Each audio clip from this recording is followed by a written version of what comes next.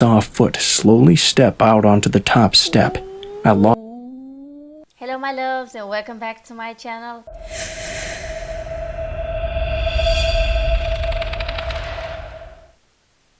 Please keep an open mind.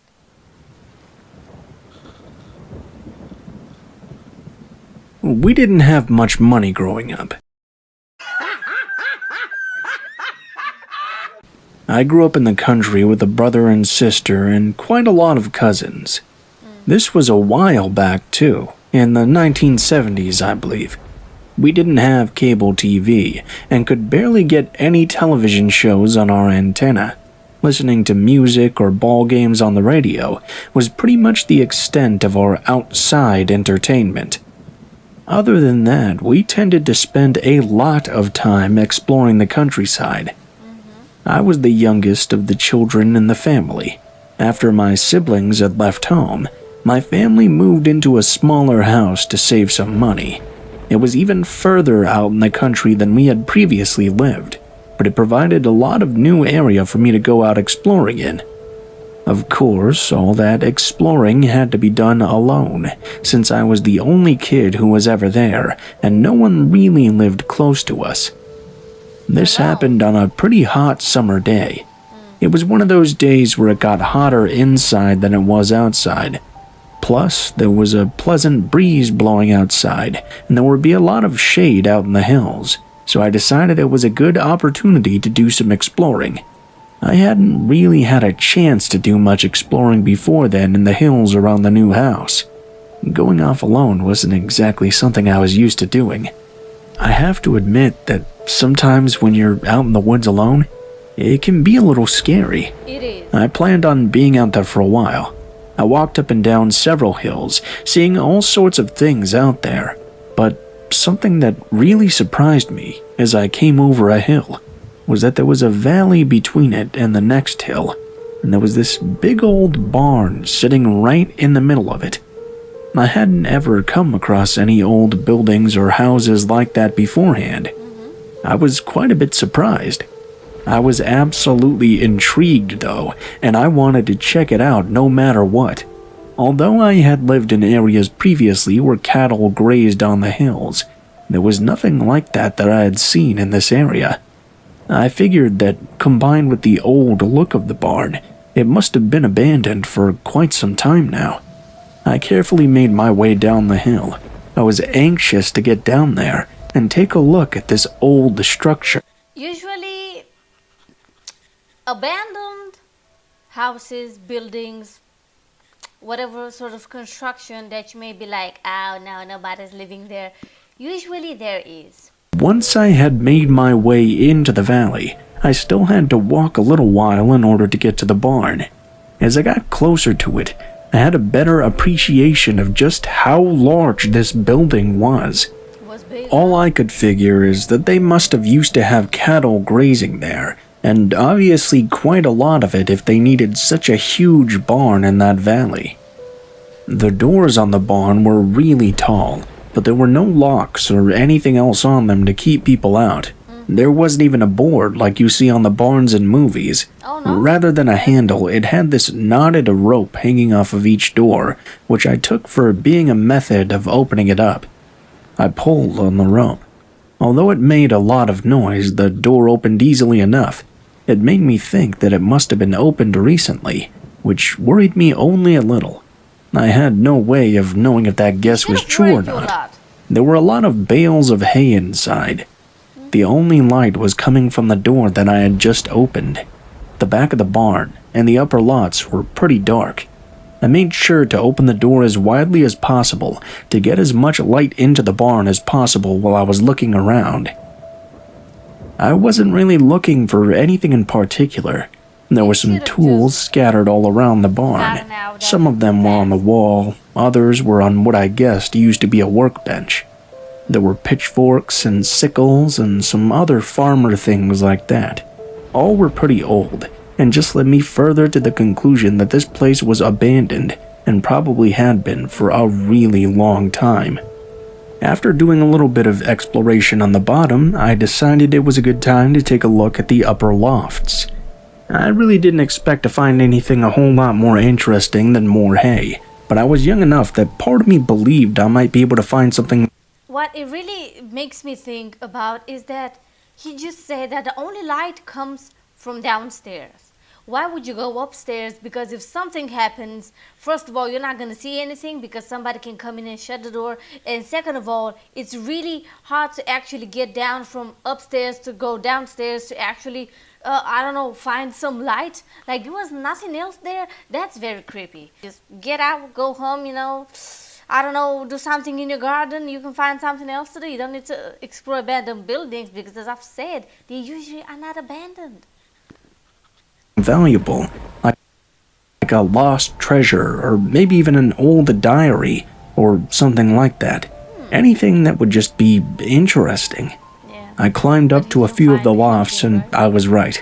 There was nothing but hay in them. I wasn't going to check the one that was in the back of the barn, but since I hadn't found anything interesting, plus I wasn't exactly nervous due to the amount of time I had already spent in the barn, I decided against my better judgment to go ahead and check it out anyway. Each loft had this small staircase that led up to a trap door in the floor. I approached this one, trying to be as careful as I possibly could.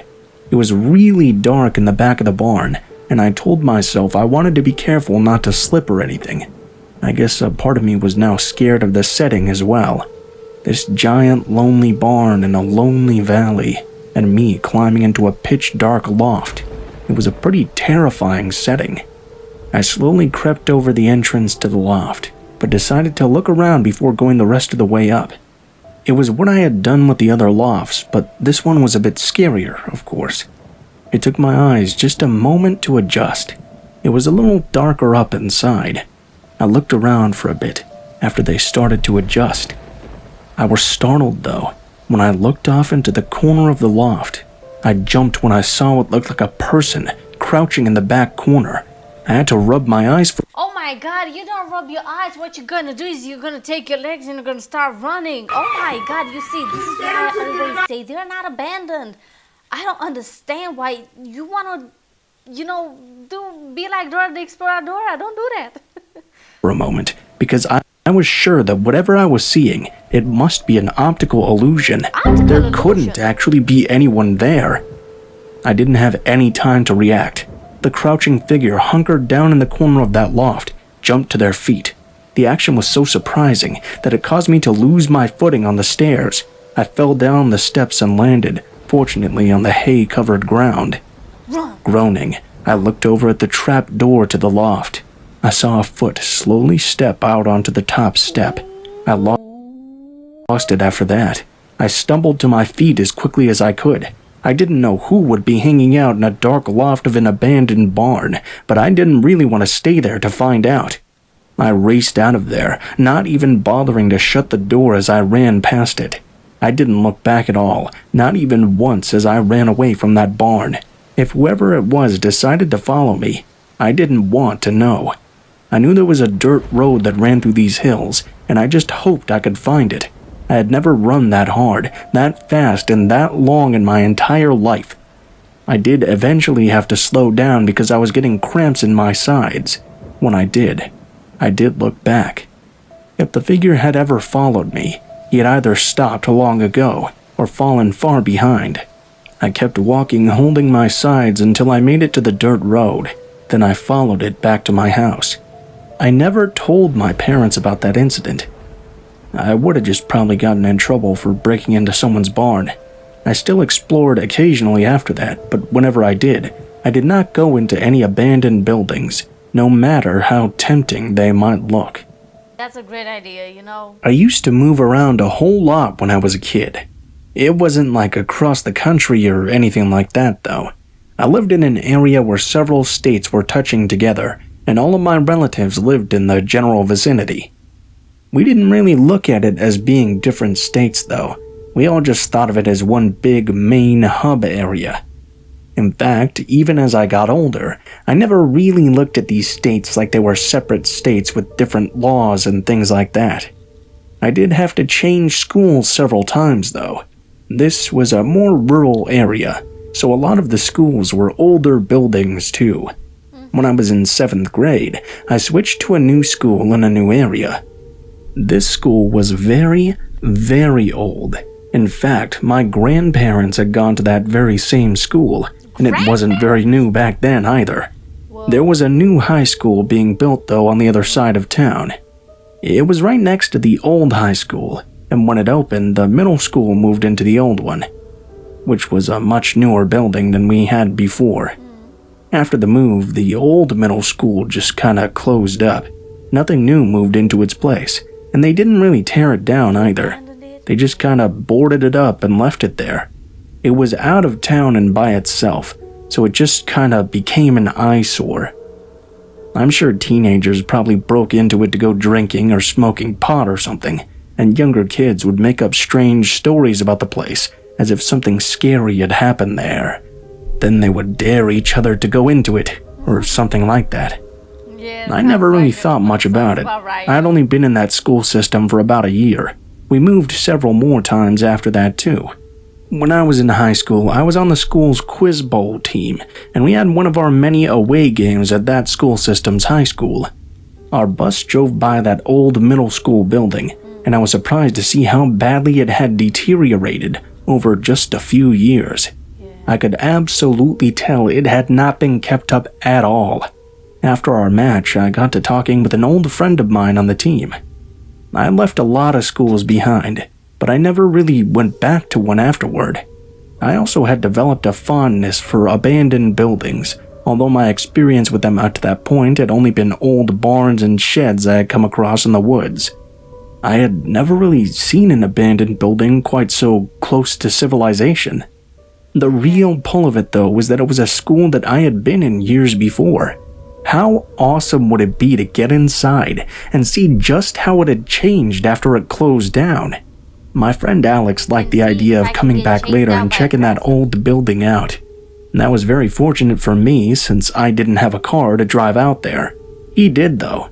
He also had some pot and thought it could be cool to be smoking in the school, even if it was an old, closed-down, abandoned one. It was Friday when we came back late that night. As I mentioned before, the building was outside of town, so we weren't worried about getting caught by someone. It was that fact that made it such a likely place for teenagers and the like to hang out in. Though I always thought they could just drive out into the woods, there were more than enough woods around in the area. We were able to drive up and went to the parking lot behind the school. We had to get through a gate to get to it, but that was easy enough too. We parked in the back so that if any police came driving by, they wouldn't notice the car in front of the school and get us in trouble. I was excited the entire time because I hadn't been in that building for 5 years now. I was curious just how much it had changed and how much I would remember. We snuck in through a broken door, which was probably what most teenagers who might have hung out in there did. Once inside, the first thing I noticed is how much smaller everything seemed. I know it sounds a bit cliche, going back to an old school and finding everything looking so small, but that was really what it was like. There was a ton of garbage on the floor, and things written on the wall and markers and stuff. The typical fare like Joey is gay and some other such nonsense. I don't know if it was because it was years ago, or if it was because I had been to so many different schools in my life, but it suddenly didn't seem very familiar. I still wanted to have a lot of looks around the place though. I had never been in the basement of the school. Alex really wanted to check it out. I had no problem with that, so I decided to go with him. It really wasn't much different than the rest of the school. There were hallways and doors, although a lot of the doors in the basement were locked. It was unlike the upper floors where most of the door frames didn't even have doors hanging in them anymore.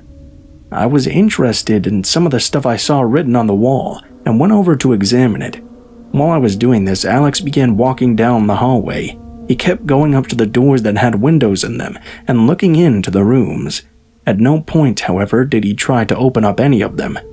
I was only kind of half paying attention to what he was doing. "Holy shit!" I heard Alex exclaim.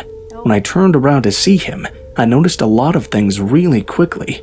First, it looked like someone was in that room that Alex was by, and they had just tried to grab him. They were not able to grip him though, and he immediately came running toward me. As he did, I noticed not one, but two men coming out of that room Alex had just been running away from. They started in our direction. I didn't know what was going on, but if Alex was running now, that was good enough for me to run too. Exactly. I was still by the stairs, and I bolted up them. I ran, skipping steps all the way to the top. I checked to make sure Alex was right behind me following. He was. I didn't want to get caught by whatever it was about those men that freaked Alex out though, and thus I ran until I got to the door we had come in through. I just ran as fast as I could, trying my best to get to the doorway as quickly as I could to get out of the school. As I got there, I flew toward our truck. Alex was right behind me. I guess he was either a faster runner than I was, or he was running way faster because he was scared or something. He got there first and we hopped in. Alex started the car up. "Hey, what were those guys doing?" I asked Alex, but he refused to answer. He simply stepped on the gas on the car and took off. I looked behind us and saw that the two guys were now out of the school building. When our car bolted, they stopped following us. They just stared as we drove off. We didn't stop to even open the gate. Alex just drove right through it. As we drove off into the night, I kept asking Alex over and over what the hell was going on. Why was he so freaked out when he looked into that room? Why were these guys chasing us? But he refused to tell me at first. He drove the car until we got pretty far away from the school. He pulled into a Kroger parking lot and stopped the car. He still wouldn't tell me anything. He just kept breathing heavily and freaking me out. He saw something. After a while, he finally calmed down enough to talk. Alex told me what he had seen in that room. He had seen two men, two guys he had never seen before, in that room. He had watched them as they were mutilating the body of a squirrel. The room was just filled with other dead animals. As he peered in, he got their attention by accidentally yelling in shock. I told him we had better go to the police about it, but he refused to drive me there. He just kept insisting that the best thing we could do was go home and forget about it. Over and over, there wasn't much I could do about it. It was his car and I couldn't do anything until I got home. When I did get home, right away I called in to the police of the town the abandoned school was in. I anonymously tipped them off to what I saw. Beyond that, I don't really know what happened. I hoped then, as I hope now, that they caught whoever was doing that. I don't know though. Back then, I couldn't follow the information on the internet because this was the late 80s and we didn't have that. It was also in a different town. I didn't see anything on the news though or ever read anything in the paper. Man, I don't get people. I really don't. I just don't understand these sick impulses some people get. Yo, that was wild. Wow. Oh, The story takes place on one of those haunted hospital tours. I'm not going to mention the name of it though for several reasons. Yo, that's so nice. I love when people just go exploring and it's just a place that is actually haunted, and it's just so amazing because they get so much evidence and I'm like, oh, that's so nice, you know? Yeah, okay. The first being that I'm pretty sure the staff of the tour were doing things to make it seem like the place was haunted, tricking people into believing supernatural things were happening. However, that's just the way I feel. Which is why I also love when you actually get the possibility of having a place to yourself, being by yourself or with a team, with your team, and nobody, no extra people there, because that's when you actually get the real evidence. But when you go like on a tour with, you know, the tour guides and other people, you know, it's usually fabricated. But when you are there by yourself, that's when it's real, you know. So about the whole thing. But yeah, I don't really have any proof, you know, and I don't want to get into any sort of legal trouble for accusing them. The other reason is because I absolutely did have a scary experience there, and if they really were faking some things, I don't want to give them positive publicity and attention either. Anyway, I went on this tour with a friend of mine. Now, in the beginning of the tour, you followed in a group of about 30 people or so. The tour guide took us to each floor and told us the supposedly scary things that happened in that hospital. I didn't know how much of it was real or fake at the time, although afterward all of the research I did showed that the stories were all likely made up. I had gone in there with a pretty open mind though. I mean, I really didn't have an opinion one way or the other on the existence of ghosts before. I was just curious, I guess, hoping to come to a conclusion afterward. It did get a little more interesting though, once we had visited all of the floors. Once that was finished with, they allowed everyone to break up and have open exploration of the hospital. The majority of the people went off alone and were trying to find any proof they could of the supernatural. For the longest time, there was nothing going on at all. Occasionally, I would cross by another person who was trying to contact a ghost in some way. Although I was open-minded to the possibility of ghosts existing, I felt the instruments that people used to try and communicate them were somewhat silly. Spirit boxes, other meters, and things they used to try and detect electricity. I don't know really. All I did know was the idea of... They're not really stupid. I mean, it really depends on what you want to think, because usually what I really think, it gets real when you have the 3 coincidences rule. So basically, if 3 things happen and the third one is like, wait a minute, is this also a coincidence? You know, that's when it's real. So basically, it really depends on how people want to feel about this. You know, there's skeptics, there's people that are believers, to each his own. But yeah, I think that if you use my rule, you're gonna know something is real or not. You know what I mean? Using equipment to detect ghosts was silly, because it could never be tested for validity. I mean, what's the point of trying to detect electricity to find a ghost, when there's no evidence that ghosts cause pockets of electricity to begin with? Anyway, I was more interested in finding something I could see with my own 2 eyes. I had actually come across a few people who made some very interesting claims. There was a very large room that might have been a cafeteria or something. One of the other tourists seemed surprised when I came into the room. He claimed he had been calling out for someone for the past 15 minutes and asked if I had heard him. I told him that I hadn't. I didn't believe him for the simple reason that he seemed very surprised when I walked in, and also because he felt like he had to ask if I'd heard him. I think he was trying to make it seem like the spiritual presence of this hospital was silencing his voice or something. It just seemed a bit coincidental that this matched one of the exact stories the tour guide had told us. There were a bunch of other things that I was told by people, but unfortunately it was all secondhand. I was only hearing about other people having experiences, but I was not seeing anything for myself. I was a bit let down, to be honest. It also made me doubt not only their stories, but the existence of anything supernatural at all. I mean, it didn't make sense to me. All these others are experiencing these things they claim, conveniently when they're all alone, and yet I had never seen anything. Then, on the way out of the building, I was walking with a group of people. I was still feeling pretty let down at that point. As we were walking, someone grabbed my arm extremely roughly and tugged me through a doorway into another room. I turned to address the person who had done this, a bit surprised but not really angry. I mean, we're supposed to be in a haunted hotel, so I appreciate a good scare as much as the next guy. But when I turned around, there was no one in the room with me. My buddy who was with me came into the room after me. He thought I had stumbled or something. When I explained to him what had happened, he believed me right away. And yeah, I was telling the truth. We both searched that room up and down. There was only one doorway into it, and there was no one in sight at all.